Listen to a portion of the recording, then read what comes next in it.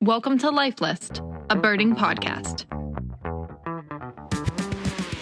Hello, welcome from the high seas of the Southern Ocean.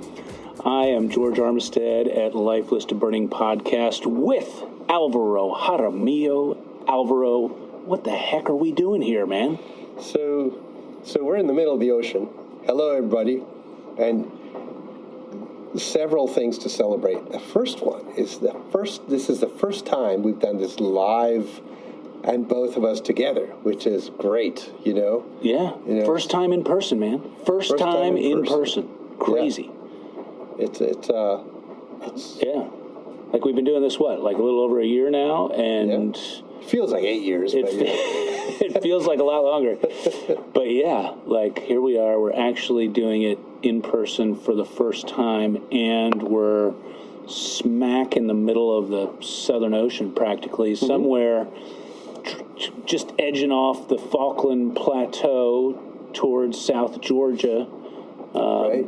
I mean, it's a crazy place to be. So yeah, I think at this point, you know, if you think about where we are, when you do a straight line north, we might be too far east to actually hit any of South America. We'd probably hit Iceland or something. Yeah. Who knows? Yeah. We're in the middle of nowhere. Yeah. And, you know, we still thought it would be worthwhile to talk about our experience as birders in the middle of nowhere in the ocean. Yeah. Man, and what a few days it's been. We're day 4? Yeah. Day 4 of our cruise here, but we even had a couple days before that. What was it like for you getting to Ushuaia, right? We departed from Ushuaia, or Ushuaia, as they like to say here in Argentina. Well, not here in Argentina, but over there in Argentina, where we just departed from. What was that journey like for you? Yeah, so it's really difficult, you know. Well, not difficult in terms of time. It's a long time to get to, you know, first Buenos Aires, and then you have another 3-hour flight down. This is sort of the Alaska of South America. You're getting way down there in the similar way that Alaska is. You're getting way up there, and it's a small city, beautiful, mountains behind it, and there's been a buildup for us because, you know, COVID delayed this trip for multiple years, and everybody was really sort of like, is it going to happen? And you get everybody over there, and then we did a 2-day pre-tour to go to Tierra del Fuego National Park, and then to visit the highlands and the coast. And we sort of had a really great bonding experience with our group. But still, you know, the moment we got on these little buses to take us along the dock to get to this ship, I mean, it was emotional almost. Yeah, that was the moment it hit me as well. I was like, oh my God, that's our home for the next 18 days or whatever. And like, it's a big boat, and like already it's Ushuaia. Ushuaia is a crazy place to be, like in and of itself. But now we're getting on a boat and leaving this pretty remote place, southernmost city in the world, and we're going to sail straight east for several days before then heading south. And yeah, I mean, it's just, it's like being on a different planet practically. And I don't know if you felt the same thing, but so the way it you know, you get some orientation, and you sort of get your room, and you set your stuff up, and all these things have to happen. And there's still lots of hours of daylight, right? Because it gets dark quite late here. Then we went to dinner the first night. I mean, this is the first night this ship has been in the Southern Hemisphere. Multiple people who are in crew who are new, and it took a long time. Yeah, right? It was a bit of a stretch. Bit of a stretch. And also, we were still eating dinner, and we're still at the dock. Yeah. And I felt like, oh man, I just want to be moving. I'll just eat a piece of bread and go upstairs and look around.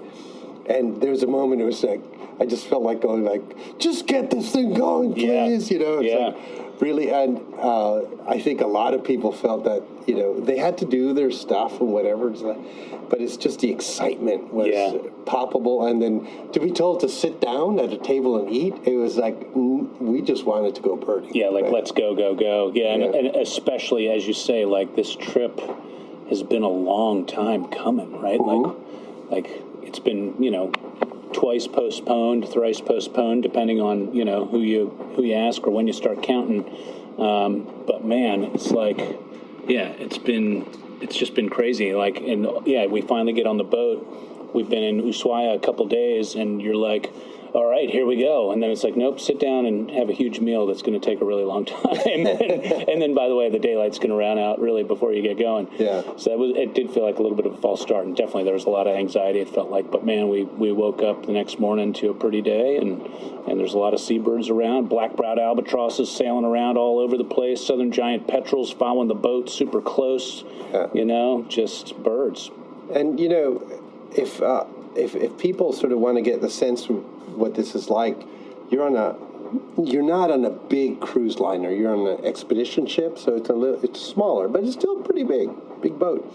And they're cooking, they're doing their thing, and all that, and at the kitchen, and the smells of food are wafting back. And actually, some of the seabirds clue into that, and they're coming in, and mostly these giant petrels, southern giant petrels, and they're huge. They're like bigger than a goose, Yeah, massive things. Albatross size, practically. Yeah, with big, huge bills. And they'll go right by, like a few feet away from the boat, a little faster, just a mile or two faster.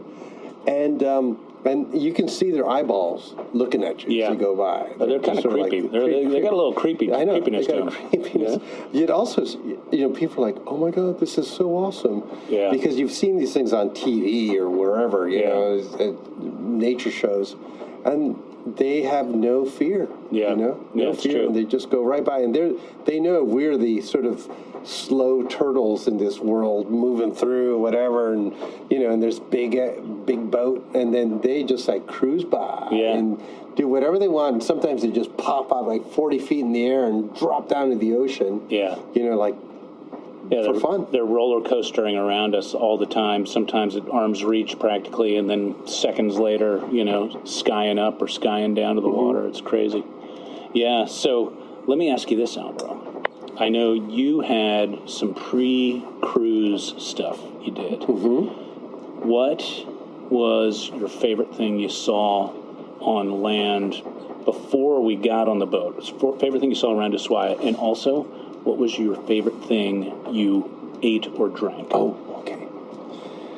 So, there's the moments where you sort of, it doesn't have to be something rare, where you just see something and you just go like, that's cool. Yeah. And one was being in Tierra del Fuego National Park, and these big mountains are all around you, lake, you walk in this trail, forest, and then I look up, trying to sort of search for condors, and I see this little speck on top of the mountain, like really the highest part of the mountain, and the silhouette was unmistakable. Guanaco.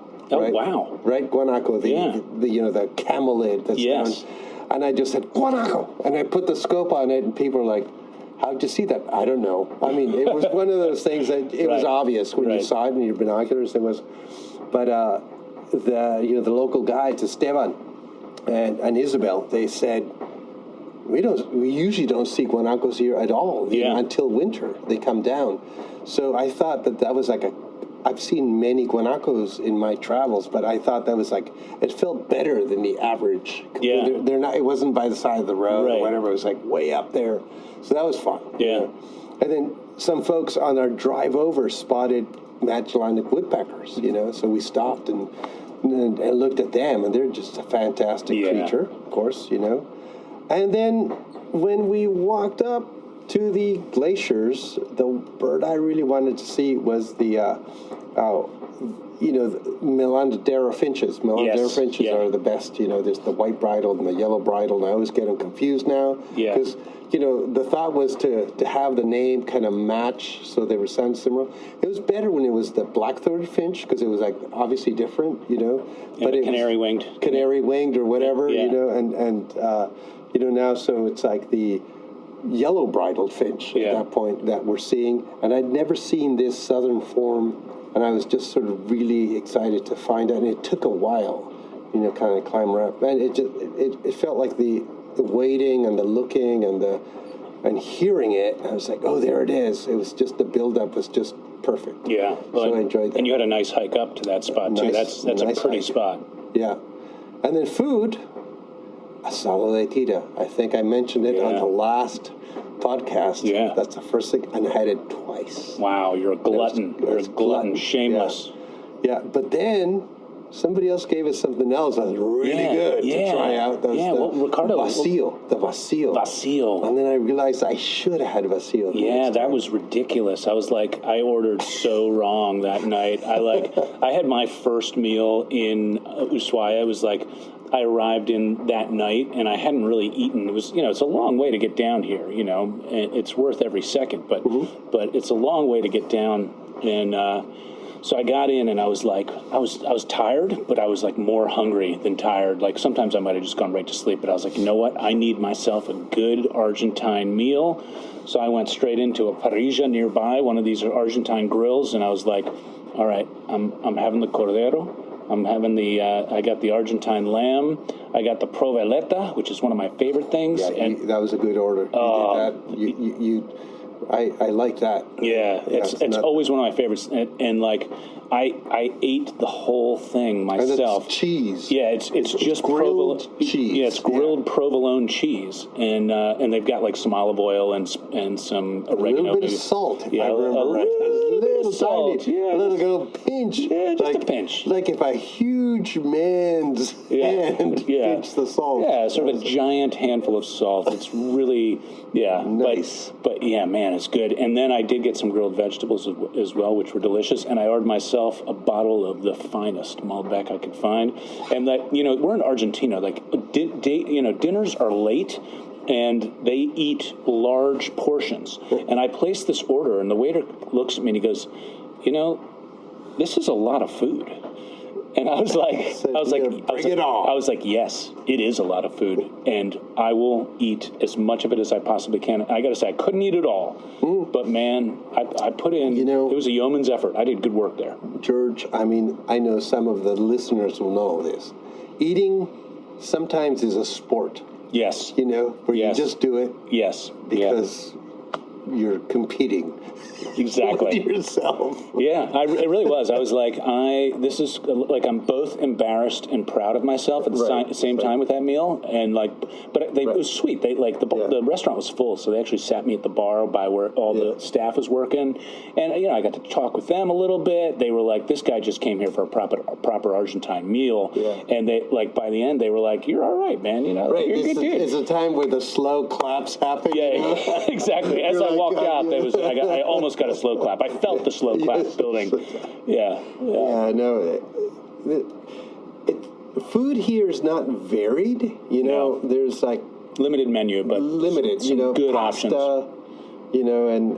And some sort of kind of basic salads, lamb, and different cuts of beef, potatoes, mashed potatoes, and but what they do really well. Yeah, like world class. If you want grilled this or that, this is the place. So that was great. But what was your bird highlight in the first few days you were here? Because you were doing a little bit of a pre-tour too, right? Yes. Yeah, we did me and Keith Valentine, Glenn Valentine, we did a full day field trip into Tierra del Fuego National Park, which is a beautiful national park. It's got some things that are kind of messed up about it, like introduced beavers all over the place. Although you don't see them, you see their damage, and there's like introduced horses. So there's some weird things about the park, but it is intensely scenic, and it was actually about as birdy as I've ever seen it there. I've had times in the past where you bird around in there. This is probably my 9th or 10th time birding the park. And you go in, and there can be long periods where you really don't find many birds. But, this was one of the best days I've had there. Thorn-tailed rayaditos are just calling the whole time, as opposed to in sort of like little pockets. And one of the first birds of the day we had, which was one of your namesake birds, was fun, was the fire-eyed dukon. We had a nice pair of them on territory, and that was cool. Nice group of birds there. That was really cool, but I have to say, I really wanted to find the woodpecker, and actually our local guide for the day, a woman named Carolina, she has never had a birding group before, but she kind of knew some of the birds. We go into this spot, which is kind of my favorite place to look for it. And we're all kind of slowly working our way through the woods, and all of a sudden Carolina's like, "Hey, I got the carpintero, I got the woodpeckers over here." And we go over, and it took us a bit because they were kind of moving. There was a pair, and they were moving through the Nothofagus southern beech trees, and they weren't really paying us any mind, but they kept kind of moving away from us as they were feeding. So it took a while to catch up to them, but eventually everybody got really good views, and that was nice. But then what was funny was we continued to bird in the park for another couple hours, and I had to, we eventually were like, okay, time to load up and get out of here. We're going to go. And I was like, okay, I got to just duck into the bushes real quick here. And I had to, it was, drank a lot of coffee that day. So anyway, I'm back in the bushes. The realities of birding. Yeah, it's, we're out in the field and had to make a field stop, as they say. Yeah. And so everybody's kind of getting on the bus. Comfort stop. Yeah, comfort stop. Yeah, it's an alternative, taxonomic, much more polite. Yeah, the different nomenclature you use over there. Right, IOC. Yeah, but so I'm making a field stop, and in the midst of this, the female Magellanic woodpecker comes in and like from behind me and literally lands on the tree, like, I don't know, 2-3 meters away from me, and she's just looking at me, and I'm like sitting there, mid in middle of the act, and you're setting me up. Yeah, in delecto flagrante, and she's just looking at me, and she's like, I see you. I'm just going to keep here working on this tree, and I was like, I kind of wanted to go get everybody, but I knew if I went and got anybody, it was going to be, she was going to be out of there, right. Just because, she was just kind of moving away from me anyway. But that was pretty cool. And then good. what we did, Al, and I always say that no birding tour is complete until without you visit the dump. Exactly. You either have to visit a landfill or a wastewater treatment plant, right. Or both, ideally. But and so we went to the dump. Yeah, and we got the white-throated caracaras there. El basurero. Yeah, and the basurero provided well for us. We had about 10 white-throated caracaras, and lovely Andean condor came over. So that was it was a smoking day overall. It was really good. So everybody who's listening all over the world, let us know. But there are famous dumps, landfills, whatever. But there's the one in India, right, where the greater adjutants, right? Yeah, come in, right? Yeah. That's famous. Yeah.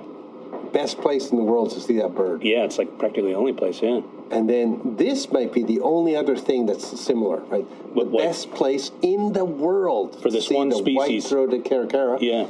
It's not amazingly rare, but it's really low density, and it's way down here, south, super south, is the dump at Ushuaia. Yeah, it's that's really interesting. I hadn't thought about it that way. Yeah, it's true.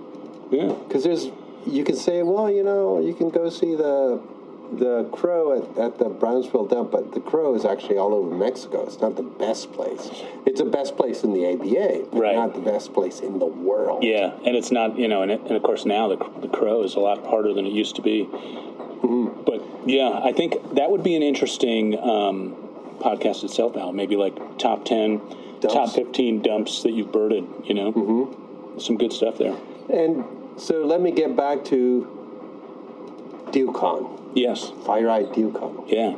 So this is like a flycatcher, and it's kind of stand-up flycatcher in its posture, and it's got a little square head, and it's got these bright red eyes, and it's called the fire-eyed Deucon.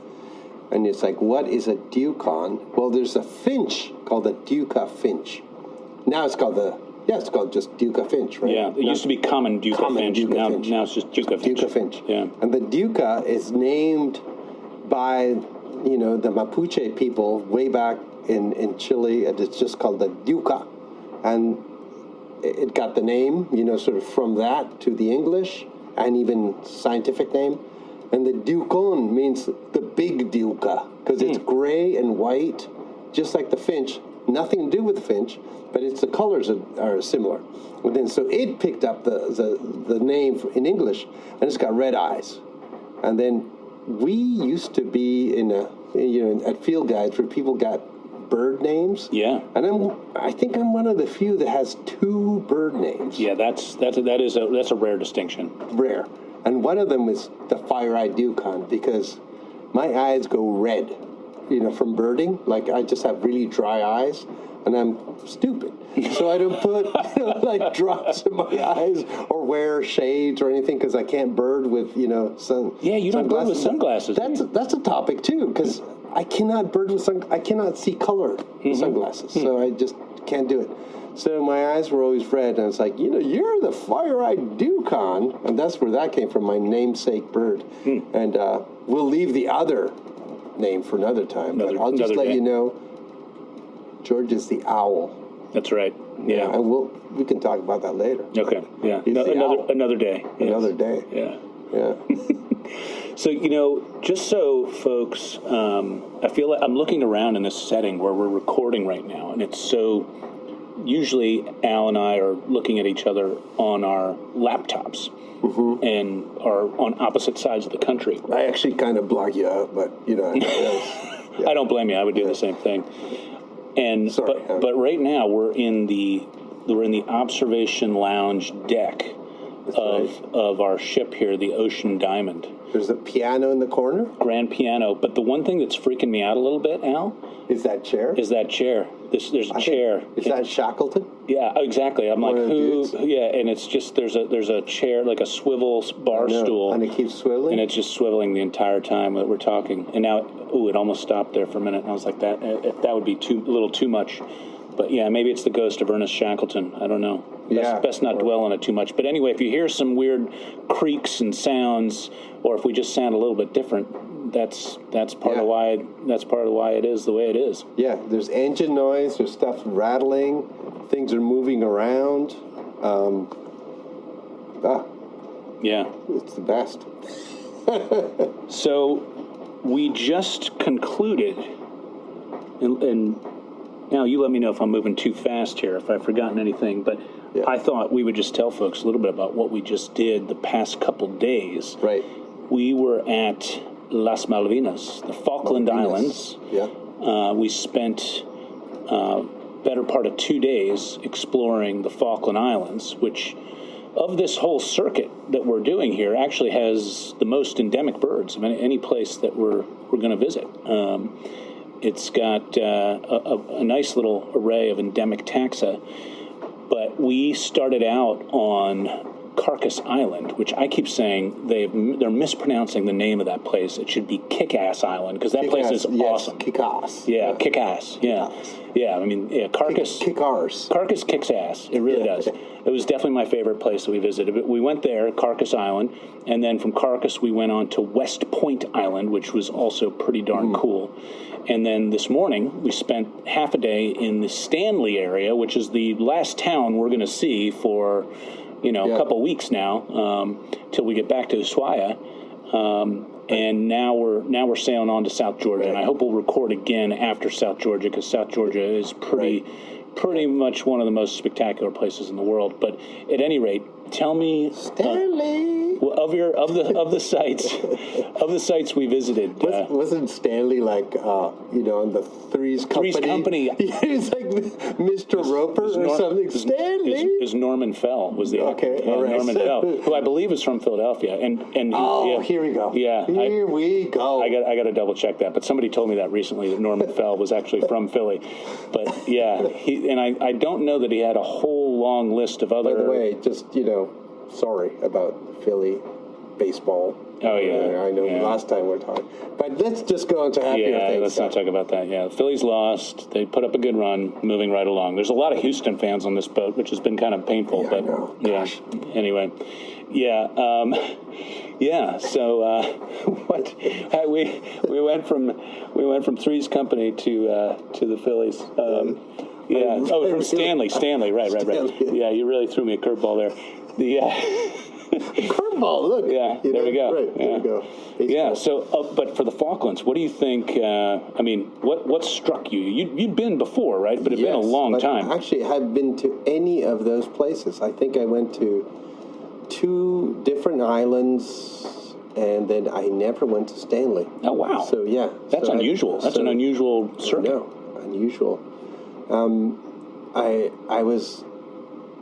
Carcass Island has no rats or mice, so it is this place that has the birds that are there, that the land birds are just in good numbers. You know, the Cobb's wren, which is kind of, I don't even want to say it's like a house wren thing, right? Because it's so different. It's this big, bulky, pale thing with a darker mask and hunts around on the beach, and the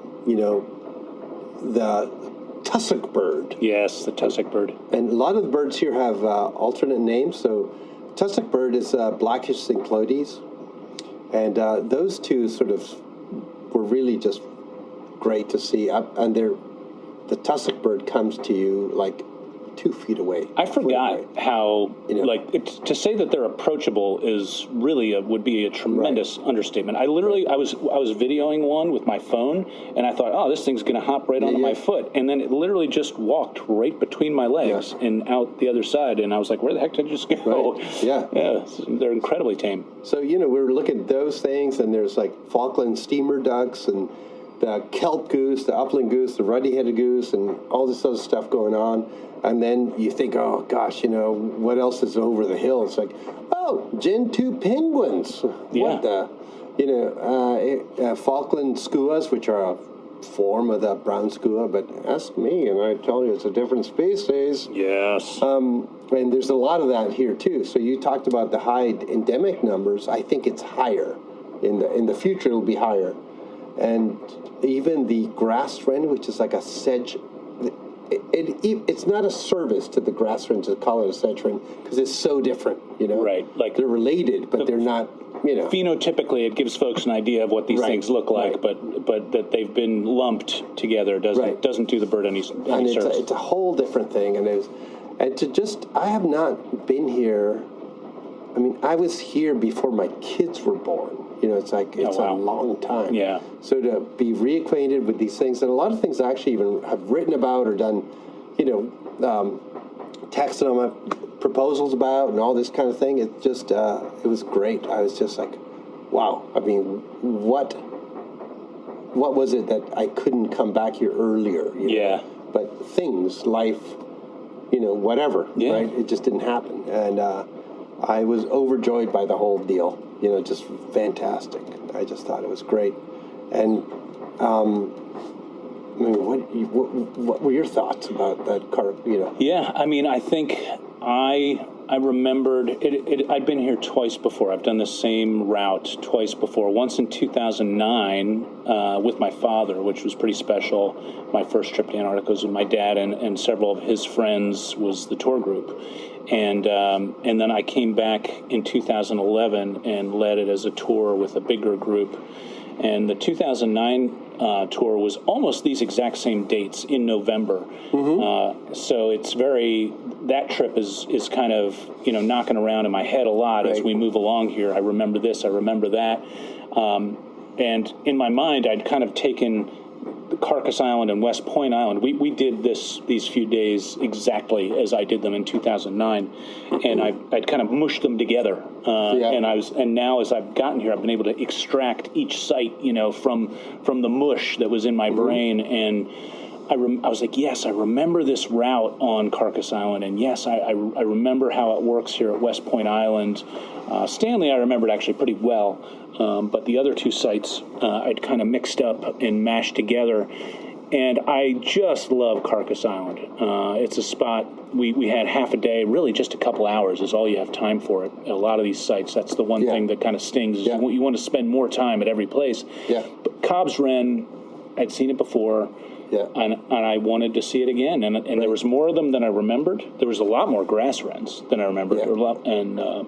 Yeah. And it was a beautiful sunny day. Also, I think the other time I remember being here, it was at least very gray, and one time it was extremely windy and rainy. Right. So this was quite different. Good weather. It's been really nice. But I think probably my favorite of all is the Johnny Rook. The Johnny Rook, man. How do you beat the striated? Here's Johnny.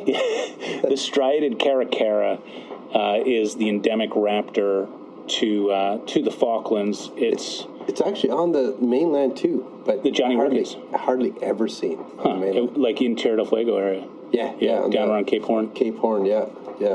I actually didn't realize that. That's interesting. Yeah, well, it was a real treat to see that and to see it well. We had, I don't know, all told, probably close to 36 birds or something. Yeah, a lot. Yeah, it was way more than I remembered seeing before, and we got to see it well. And I had one, I kind of got away by myself on the beach, and for a minute just before we were getting going, and I found this Johnny Rook digging in the rack line of the beach there. You know, there's all this kind of washed up, decaying kelp and fish guts and everything, and he was just digging around in there. And as he's doing it, all these blackish synclodies, all these tussock birds are just hopping around like mad all around him because he's kicking up all these bugs. And I just got closer and closer, and they just didn't care about me. You know, they just, and that was probably the highlight for me was that. I mean, we at West Point Island, we got to go to this black-browed albatross and rockhopper penguin colony, and that was spectacular. Also, the birds are so close, and you just forget how big these albatrosses are. So that was spectacular as well. But I think the Johnny Rook really is, you know, it's a performer. And the rockhopper penguins have like if their tufts are kind of like out to the side, they look like they're angry or they're a clown, and if they're like down, they're like sad. You know, it depends on the tufts. But yeah, you know, you're talking, and I'm thinking the Falklands, right? For most people, it's like this is a weird, far away place. You know, what the heck? What's going on? What it's like? I have had, like, since I was, started birding, I started collecting books and things about the Southern Cone, and the Falklands were part of it, you know, and I had books by Robin Woods, you know, the Falkland birds and stuff. And I was thinking today that, you know, through Ricardo, who's one of the co-guys, Ricardo Matus, I got to meet Robin Woods eventually and talk, and we actually used to correspond back old school, where, you know, I'd write him letters? Like a typed letter, you know, Dear Mr. Woods, you know, and talk about, you know, natural history things and birds and stuff, and how now we're doing eBird and digital, and how the Falklands kind of spans this, you know, mix of the old times, the new times, and meeting people who were here way before. And Robin Woods was the person who wrote a paper that said, you know, these Cobb's wrens are different from house wrens. And I was able to put together that deal for the taxonomic committees, you know, sort of put it together and say, here's what Robin Woods thinks, and they split it. And then when I saw it first, it was not a split, and now I saw it as a full species. Oh, man. And it was kind of like, I was thinking about that. I told people about that while we were watching. And also, when I was a kid, I went to a exchange. You know, when I was in Canada, a school exchange. Like 30 of us went to England, and they came over. And when we went there, the war had just broken out. You know, so I was in England during the Falklands War. And wow, that's bizarre. And then today, I'm walking through this memorial to the Falklands. So wasn't it the 40-year anniversary of this? Yeah, it was just like... Oh, I'm not that old, but... yeah, it was, yeah. Like while we were there, like just... like yesterday. And they went... Yeah. That's right, exactly. I was having coffee with a friend, Ryan Irvine, who's a Scottish birder who's been living in the Falklands for a few years, who has amazing data on... Is he our listener that sent us the question from the Falklands? Yeah, I think so. Yeah. Right. And we were watching these soldiers walking by, and I'm thinking, like, my connection to the Falklands has been weirdly important, and today for a long time now, right? And all kind of came together in the last couple of days. I was thinking, like, I love this place. I was thinking, like, I could live there. That was like, you know, can I convince my family to move to this? Wow, that's bold. That's bold. I like the place a lot, but man, I don't know if I could pull that off. Yeah. Yeah. Well, you know, Al, one of the high points of our visit there was at West Point Island, and they do a high tea, like a high tea, like English style high tea there, and which was incredible. Yeah. And it was put together by the caretakers of the place there, who've been there 3 or 4 years. Kiki, right? I think that sounds right. Yeah. And it was absolutely amazing what she put together. I mean, we could, in the middle of nowhere here, and this island, no roads. The only way to get there is by boat or probably helicopter, right. I guess. And all these different cakes and cookies and wonderful tea. Now I understand she's been there 3 to 4 years now. I think her and her husband, they're moving out next year, Al. So maybe talk to Kat, talk to the kids. Over. Maybe see, maybe you guys could take over. Do do a little sheep shearing and Yeah, I know. Worth considering. But if you, there's people you meet in these trips where you just wonder, like how limited, people have been on their. Well, me, how limited I might have been on my life choices, thinking what was possible. Sure. So there's a sailboat that we sort of went by. Yes. Yeah. They've lived on a sailboat, and actually for multiple years lived in South Georgia on that sailboat. Goodness. And then they were caretakers here. They went over there. They went and you're thinking like, wow, like they're just like doing things that are seemingly impossible. I was going to say. And then you can make all this good stuff for people to eat. I guess if you live on a sailboat off South Georgia for X many years, living at a sheep farm on the Falklands is pretty much a piece of cake, so to speak. Yeah. But oh God, it's just the penguins, albatross, the fact that you have these endemic birds, and so birds, but we're on a ship, right? And we're on a ship that has 100 and something, 190 guests, including ourselves, all the guides. Yes, right? that's Staff. right. Yeah, Staff who are biologists, glaciologists, lecturers, historians, and us. Yeah, and then people from all over. We have Americans and people from Great Britain. We have people from New Zealand, New Zealand, Australia, Denmark, South Africa, Denmark, Canada, eh? Quite a bit of Canada, right? But the interesting thing is in the staffing here. Expedition staff. You're talking Expedition staff. Yeah. And there's the boat staff. There's some staff you don't meet, right? Because they're the engineers and all that. And we haven't met the captain due to COVID rules, and they want to keep the captain safe. All that. But the expedition staff, it's like 15 people. I was going to say 16 or so. 16 or so. All sorts of expertise. No, not one of them is American. Yeah, that was one of the first things I noticed as they were going through. I was like, who's going to be the American? And I was like, wow, there's actually not a single. Right. And I thought there'd be probably 3 or 4 right. Americans. Right. 0. Yeah. Right. 0. Yeah. Mostly Canadians and New Zealand, Doctor, British, Australian, Argentinian, Chinese. Taiwan as well. And quite a bit of, a lot of Canadian. A lot of Canadian. Yeah. It's like the Canadians are the future. Yeah, I guess so, right? But, there's a lot of Canadian people in sort of this expedition staff because they move north and south, right? They can do Arctic and they can do Antarctic, and they're sort of all over the place. They have a connection to these sort of really northern places, and often do research in the north. I met Sarah Gutowski, yes. right?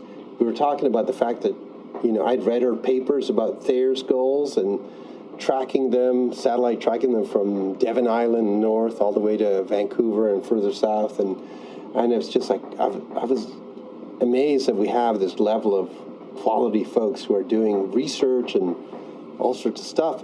And then the hospitality people, mostly Filipino, right? And the food is good. It's really good. It's really good. Food is like I am not losing any weight on this trip. Yeah, it's gonna be a little bit of a problem. Yeah. I'm gonna have to get home and do some work. Toot sweet. Yeah, there is a gym here. I do know that. I've walked by it a couple times. I've saluted it and I've kept walking. You're right. No, I mean, you know how it is. Like, we can barely squeeze in this recording. Like, if there's daylight, we're supposed to be birding, and and right now it's dark, and we're getting up early because tomorrow's slated to be one of the best seabirding days of the trip. We'll see how that goes. That's what they tell me. So yeah, but suffice it to say, I don't think I'm going to be hitting the gym a whole lot on this trip. I do hope that during the landings we'll burn some calories and standing out on deck for 15, 16 hours a day. It's not easy either. Yeah, no, I mean it's grueling. It is. It's thrilling, but it's grueling. It's grueling. The other day I was just like all day standing, talking, moving around, and you're balancing, on the ship. You're constantly compensating for the movement of the ocean and the boat. End of the day, my back, it's just like killing, and I felt like, oh gosh, it's just me, and it's all. I asked the other guys, like, oh no, it's not just you. Everybody's got that. I don't get back pain normally, but doing this, I feel lower back pain. Yeah, It is, but you do see things that are a privilege. Just to have like a great albatross come through, and you can't quite tell sometimes which one it is, and a lot of the time, but it's one of the goodies, right? Southern Royal, Northern Royal, Wandering, and the fact that it's a prize, right? Itself, that those are the species you're trying to sort through. You're in a pretty good spot, and then you're sorting through the whole thing and letting people know what you're thinking, and then you come up on it's a Southern Royal, and then to think that saying it's a Southern Royal is so different than Northern Royal. They breed in different places, yet we could see all of them here, Yeah. And Wandering could be actually a really close breeder, actually the closest. Yeah. And sorting through all that and then the ID and the fact that it can go through in, a minute. That's all you have to see, and that's it. And people, their first great albatross, it's fantastic. 11-foot wingspan. Bird. Yeah. It's like an unthinkable bird, really. And we're going, we're chugging along. We're burning. We seem like we're going fast, and these things are so mellow, yet they pass you. They basically they don't move while they're moving incredibly fast. Right. It's like they hold their wings and they just kind of angle a little bit, and they're just riding the wind, and you're just like, how do you do that? Yeah, well, I was thinking too how one of the most common seabirds we see while we're cruising along is the Cape petrel, the pintado petrel, and it's like it's a I really like, we've talked about before, the sort of the medium small tube noses are really fun. They're I think of them as kind of the sports cars, the Ferraris and the Lamborghinis of the bird world. They looks like sometimes they look like they've been shot at. Jaguars. The Jaguars. Yeah, maybe. I'm actually not a big Jaguar fan. No, but I just like saying that. Yeah, Jaguar. Yeah. But these pintado petrels, to have that be one of your most common birds, we can see that every day of the trip. We probably will see that almost every day of the trip, if not every day of the trip. And it's an incredibly gorgeous bird, just patterned nothing but black and white, almost immaculate white below with a nice black hood. And one of the names I think the name both of us prefer is pintado petrel, because it means painted. Basically, it looks like they've been splattered with black and white paint on their back, and they are really one of these fulmarine petrels, which to me is one of the most exciting groups. I really them and the gadfly petrels are probably my two favorite groups, and I just love watching those things, and having them behind the boat is a real joy. And we have not yet seen a pterodroma. I know, man. Gadfly petrel. What do you think? Tomorrow the day? Yeah, tomorrow. What's it going to be? First one, I have my guess. Soft plumage? That's my guess. Okay, all right. Yeah, soft plumage petrel. And that's a good name, okay? Yeah. Soft plumage. You want to hug it. It does, yeah. You just want to curl up with it at night, keep you warm. A pillow. So why do we have these better names for birds, Really? I know. There's a lot of talk about bird names, so there's some birds that are just like, that's a great name. Yeah. And Cape Petrel pintado, the official name, I think, is Cape in many places, right? I think that's what it is. I think of that as the official name, yeah. Right, but I think pintado is so much better. Yeah. And it has history. It's also more distinctive, Cape. Cape what? Yeah. Batman's cape? No. Cape Horn? Cape of Good Hope? Cape of Good Horn? Cape. Yeah. Cape of Good Horn? Okay, Yeah. that's right. Okay. Yeah, that's like somewhere, that's in the Lost City events. It's like south of Tristan da Cunha someplace? I don't know. Yeah. And the Cape Petrel. I was thinking today about prions. Prions are these little southern hemisphere. You would think about prions. Prions. That is right up your alley, man. Yeah, that's right. Prions, man. Prions. Ben on board, he called them like hateful little prions. He's like, I hate those things. He's just kidding, of course, but they're very difficult to identify. Yeah. It's frustrating to a lot of us. And the thing I was thinking about was like, most people never encounter a prion ever, right? Like they're so far south, and they're these seabirds, and there's multiple species. It's like the broad-billed and this and that, and the Antarctic, and the fairy, Salvins. and the fulmar, and the salvins, and the McGilveries. Yeah, that's which it's not that it has like little iarcs. No, that's the warbler, right? No half moon crescents. No half moon crescent.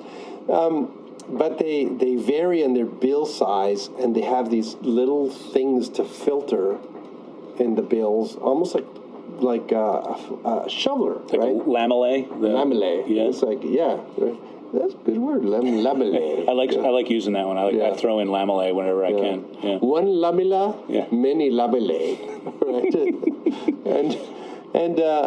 and they're so weird in that they actually will sit and filter feed in krill and all these little creatures that are abundant down here, but they have to find the patch, and then they become common, and the way the different ones feed is depending on their bill. And I was thinking, like, wow, this is really amazing, but they all kind of look alike.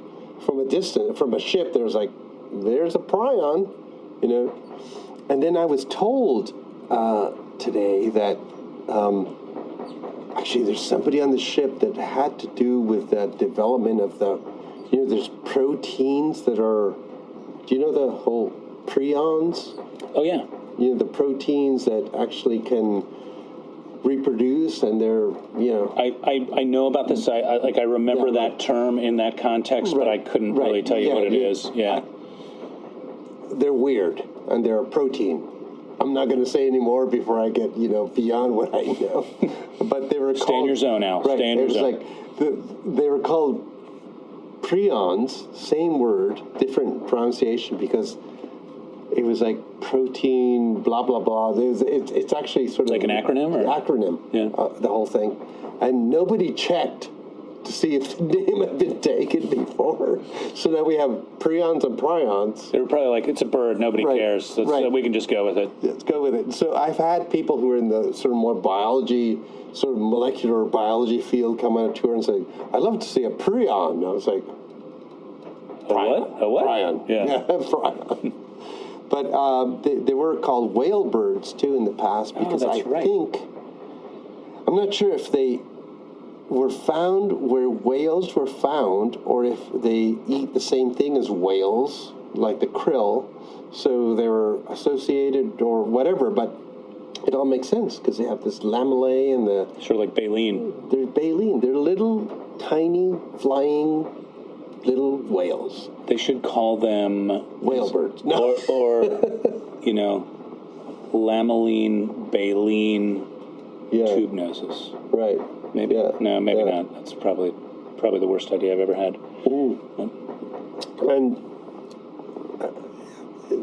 you get lost in the situation of trying to identify them because we're birders, right? We want to know what they are, identify, give them a name. But I was thinking the biology of these birds is so fascinating. They're cute. Doesn't matter which prion it is. You're I agree. Seeing a prion, and they're beautiful. They're zippy. They are so sharp and they're sharp looking. They have sharp movements. They're hard to stay on. They're hard to photograph. But when you get them close, and which we finally started to have happen today. A lot of what we've been seeing has been far away. And this afternoon, I feel like we started to get into like densities of birds that were high enough that there was a number of birds that actually came close. And I think that'll only increase in the days ahead. Right. But those prions they're beautiful birds. I still remember the first time I ever saw one. A single one was on a Beagle Channel boat trip with our friend Dave Stacekel. And I just remember I didn't know what it was. I knew it was a prion, but I had no idea what species it was. But I was like out of my mind excited because I'd finally seen a prion, just like you're talking about. Like, this is a bird you see in a book and you think, man, those look like dapper little tube noses. I'm never going to see one of those, And all of a sudden I found myself screaming out, "There's a prion! There's a prion!" And here's the other thing I was thinking about them. It was like the fact that people just want to know like what it is, the whole deal, and it's just like, what the hell? The birds are abundant, zippy. You watch them move. You see them sort of go up and down. And sometimes they're behind the boat, in front of the boat. They're moving around, and the entire way that they interact with the ocean is fantastic. And they're not a shearwater. They're way smaller. But they're not a storm petrel. They're bigger. There's nothing that we have in North America that is near what a prion is. No. And maybe tomorrow I'm going to say, you know what, folks? Just watch the prions. Yeah. Don't focus on what they are. Just watch them and what they do and the whole movement. I like that they're almost immaculate white underneath. Yeah. Above they're nice and gray and they have this M pattern, but below they're almost totally evenly bright white. Right. Which is it's really cool. There's just like they have that M pattern, which is famous among seabirds as being a good camouflage. Pterodromus have it as well, but that they're this immaculate white below is pretty cool. Yeah, and so here's a question, right? We're seeing black-browed albatrosses, giant petrels, prions. What do you think, if we're in the Atlantic, could ever show up on a pelagic where you go and do your pelagics in the north from here? From here? From here. That's a good question. I was talking to Ted Floyd, who's from the ABA, who's on this cruise with us. He's my roommate, as a matter of fact.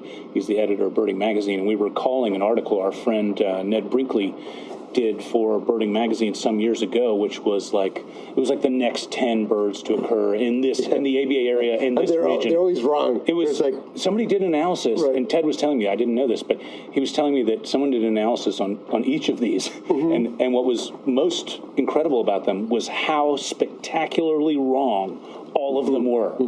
These are the best experts in the world that were doing. There's for South Texas or for Southwest Arizona or the California coast. Ned did one on the logic, right? It's always logic, and the logic is wrong. And logic doesn't work when it comes to bird vagrancy. Just doesn't work, apparently. And so, Ned had predicted not just Ned. Ned convened a panel, and everyone offered their votes, and then he compiled those votes. And I remember that among them was giant petrel. Among them was Cape petrel, Pintado petrel. Those are ones that had been suggested. One that has happened is black-bellied storm petrel.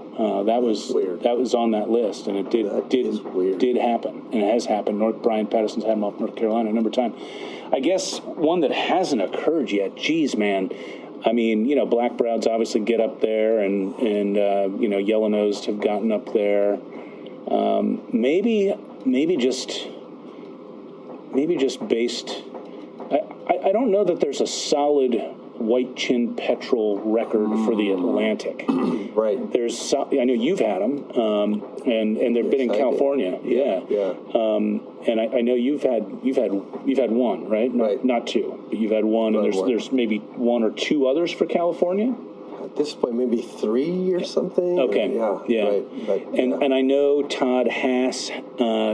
I believe he described one from North Carolina. I don't think there's any photos of it. And there was one that washed up on the coast of Texas, I think, once. Right. But I think odd. Yeah, I think white-chinned petrel would probably be the best in terms of like first documented record for the Mid-Atlantic. That'd probably be the one I'd go with. There might be others I might hope for more so, but yeah, and it's that's legitimate. You know, there was somebody back in the 1950s, 40s, earlier maybe, that had all these specimens from California that included Cape petrel and gray petrel, and eventually they were on the AOU list for like a period of time, but they were thought to be like incorrectly mislabeled or something like that. But I do think on the West Coast there has been a northern giant petrel recently. So, it was in Oregon or something, right? Yeah, and that would have been my prediction. But the fact that a black-browed albatross has not gotten to on the Pacific coast, hemisphere, Pacific coast. You're right. That's surprising. Crazy. That's really. I hadn't thought of how crazy that is, considering especially how many. There's been Chatham. Yeah. White-capped Salvins. Yeah, white-capped might have been my next choice, maybe for the Mid-Atlantic states, perhaps. Right. I mean, there's not that many over here, but there's a lot of them, and it seems conceivable to me. And the other way around, some friends of mine about 5 years ago saw a northern fulmar in central Chile. Wow. And photographed it. Alaska bird. Yeah. Wrong way vagrant. And one day we will have to talk about penguin vagrants. Yes, we've teased that before. We were looking at that today. Yesterday I was scanning all the rockhoppers, thinking of like northern rockhopper, something else, There's been one here, right? Moseley Eye, yeah. Hasn't been seen in a little bit, I guess. Yeah. Yeah, penguin vagrancy is a real thing. I think a lot of people like the idea of penguins turning up out of range is just too crazy for people to fathom, but it actually happens a lot. There have been multiple, like the place with penguin vagrants that is maybe the vagrancy capital of penguins is the Falklands. Really? Yeah. Yes. I was Snares looking. crested. Yeah, I saw that. I couldn't believe it. Royals. The northern rockhoppers and others too. Yeah, the one of the others we were talking about some of the landward vagrants that have turned up on the Falklands. And there's been some amazing ones. I don't remember if we reviewed this. The other night we were having one of our guide staff meetings, and I knew that there was a New World warbler that had shown up in the Falklands, and I was trying to remember what it was, and I was like, I think it was something crazy, like an American redstart or something. Yeah. And I was like, that didn't sound quite right. And I think you were saying maybe a blackpoll warbler or something. Maybe it was Ted that said that. And then I was talking to our friend Whitney Mortimer at dinner the other night, and she reminded me that there's a prothonotary warbler record from the Falklands. It landed on a boat just offshore of the Falklands, and it was photographed beautifully. And that has to be one of the most amazing vagrants I can even imagine. Right. That's crazy. That's nuts. It's nuts. Yeah. And vagrancy, Ryan today, we were talking, who lives in the Falklands, about the fact that they have 5 birders or so. That's more than I would have guessed. Yeah. And they're also on the east side of the island, so if they were on the west, they probably could pick up more things. That's true. Windward side, yeah. Yeah, and we did, actually. We picked up a bank swallow yesterday. I didn't tell you, but we were like ships passing in the night a little bit on our Carcass Island route. You told me that you guys had a bank swallow, and maybe an hour after that on the way back we saw it as well. Okay. Yeah. That's maybe he said one or less a year. Wow. And then some participants saw a cattle tyrant. That's crazy to me. Crazy. That's got to be on a ship, right? There's no way that thing makes it out here unless it gets, I don't know. Those things have no primary projection. I can't picture them, I think, Who knows? It's the third record, some third. Or Wild. whatever. And, a lot of shorebirds get here over time and this and that. And, Eastern kingbird. Kingbird, yeah. White Crestolania. Mark Beavers was saying the last time he was here, they had a fork-tailed flycatcher, which isn't that surprising, but still, it'd be awesome to see. If the Falklands were further north, it'd be like a place where you would get African vagrants. Yeah, that's true. It's too far south. Like when people say, "Well, South Africa, that's really far south." Look at the latitude. It's about the latitude of Buenos Aires or Santiago. Yeah, it's not that far south at all. Not that far south. Yeah, so, it's like almost semi-tropical. Right. Yeah. Sometime maybe we can talk about my my landbird fallout I had on that boat off Argentina. Because that might give a little bit of a taste of kind of what you're talking about. If there was an island out there or further offshore, God knows what might turn up. Vagrancy talk. Yes. Right. So this has been a episode that's just us excitedly talking about what we're doing. Yeah. And, sort of talking about a bit of this and that and of what we're seeing. But we've just started. And I think next time we will have a little bit more context on some of the most amazing places on Earth, like South Georgia. If we get to the places we're supposed to get to, I think we're going to have a lot to talk about. But Falklands are... They're, most people don't say, I really want to go to the Falklands to go birding, right? It's true, yeah. But they're fantastic. They are, and you can actually fly there. You can just fly. You can just fly to the Falklands. Go from Santiago to the Falklands and go and do a trip in the Falklands, and it's fantastic. Penguins, skuas, giant petrels, and some endemic songbirds, and I got to say the steamer ducks are perhaps one of my favorite things. I've spent a lot of time. It was the first time I tested my new rain pants. I actually pretty much sat in the surf and just photographed these Falkland steamer ducks because the light was so beautiful and the light was so beautiful. That was one of my favorite things from Carcass Island. But Al, we are coming up on the hour. Oh man, the time we may have passed. It's possible we even passed. We can't, like our whole setup here is different, so I'm not even sure. But I do know this, that you and I are due out on deck at 5:30 a.m. tomorrow. Right. To look for gadfly petrels and whatever else might turn up. Folks, tomorrow I may see a life bird. Big talk. And George has promised me he'll point to it and tell me it is. I would love to deliver that. That would be to deliver a life bird for Alvaro Jaramillo would be that would be an otherworldly experience that I would gladly accept that assignment. Right, and we would hug and cry. We probably would. We'd probably cry a lot. Yeah, we'd do that. Like, look at us now. Look at us now. Look at us now. Yeah. But I think now we're going to go to the front of the boat and play some Celine Dion. Definitely. And have a moment. Yeah. Wow. I just hope we're not going to have a iceberg situation here. That'd be bad. You'd let me They fall. do have radar, right? They do have radar? I sure hope so. Because, we haven't hit the bridge is closed. That's true. We can't. We have no idea if they have radar. Yeah. And we assume. Because the ice is going to pick up, is my understanding. We're going to get more ice as time goes on here. Gosh. I know. Well, at least we have piano, so we can... there is that. Entertainment. And I'm going to rearrange these deck chairs right now. Might as well. Yeah. Well, folks, thanks for listening. Obviously, I think we're pretty jazzed up here. We got a lot more coming. We're excited to share more. But yeah, thanks for listening to this episode of Lifeless. We'll be back more soon. Al, look forward to seeing you on deck tomorrow. Right. We will be there at, are you serious, 5:30? 5:30 a.m. Oh, my God. We'll do it. All right. Cheers, everybody. Bye-bye.